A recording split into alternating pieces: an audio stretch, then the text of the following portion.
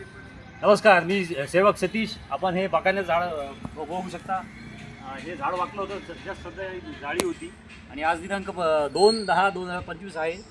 मी सेवक सतीश. नमस्कार. छत्रपती संभाजीनगर. हे झाड वाकलं होतं खाली आणि ही जाळी काढल्यामुळे झाड वाकलं होतं आणि पावसामुळे भरपूर वाढलं होतं आणि आता त्याच्या फांद्या तोडल्या आहेत आणि हे वाकलेलं झाड आता सरळ झालेलं आहे. वजन झालं होतं त्याच्यावर आणि ही जाळी काढल्यामुळे त्या गोष्टी झाल्या होत्या. जाळी का काढली तर समोर पिंपळाचं झाड लावलेलं होतं. त्या चोट्ट्यांनी म्हणजे जे भंगारचोर असतात त्यांनी ती जाळी काढून नेली.